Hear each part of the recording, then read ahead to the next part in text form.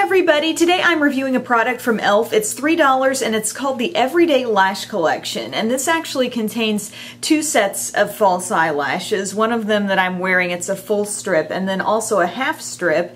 There's a little thing of eyelash glue and also a pair of tweezers. In the past, I know I've given e.l.f. false lashes some pretty so-so reviews, if not negative reviews, just because I don't think they're the best quality in terms of durability and even with application. When it's kind of a flimsy lash band, which is what I notice on most sets of e.l.f. lashes, it can be hard to just place that on your eye and it just kind of forms to the eye, you know, and just sits right down where you want it to be. You've really got to work with it, it seems like. Now, these lashes, I found they still have a somewhat flexible band, but for whatever reason, I don't feel like it's that difficult to work with, and I think as you continue to wear the lashes, it does get a little better. But I really like the style of lash that's in here, both the half lashes and the full strip. They definitely add the look of length and thickness without looking too fake.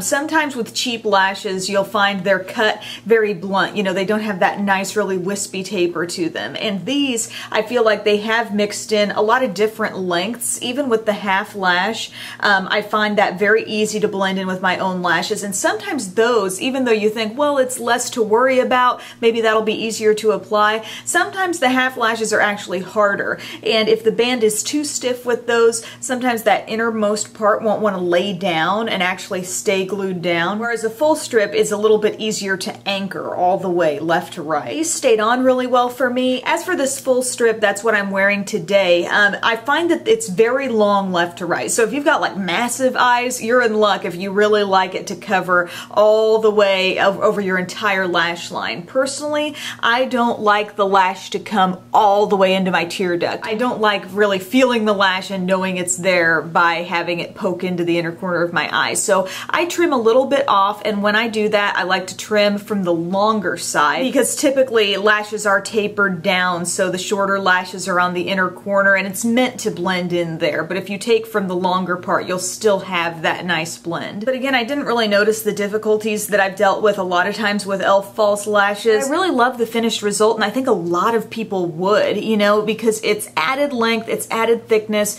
but it's not too much. From a distance, you know, I think it really accents your eye, but it's not screaming, I'm wearing false lashes. That's something I don't mind screaming, personally. I like a big dramatic lash, but I also think, you know, as this collection is called the Everyday Lash Collection, this is a really flattering look. The half ones I have worn already like 3 times, and I haven't noticed them becoming misshapen at all. And some of that can come down to, you know, like removing the glue after you use it, placing it back somewhere safe so they're not getting all messed up, and also really carefully taking them off. When you're removing false lashes, if you want to get like a Q-tip with a little remover and just run it over the lash band a few times at first, it will really help it slide off more easily. And if you think it's kind of a delicate lash band that you're worried about getting misshapen, you don't want to just yank it off, you know, not only is it going to be more comfortable to apply a little remover there first, but it's probably going to keep the shape of your lashes better. I have a video, by the way, called False Eyelashes 101 with all kinds of tips for removing and cleaning false lashes. The one kind of downside to this kit, I think, is the eyelash glue.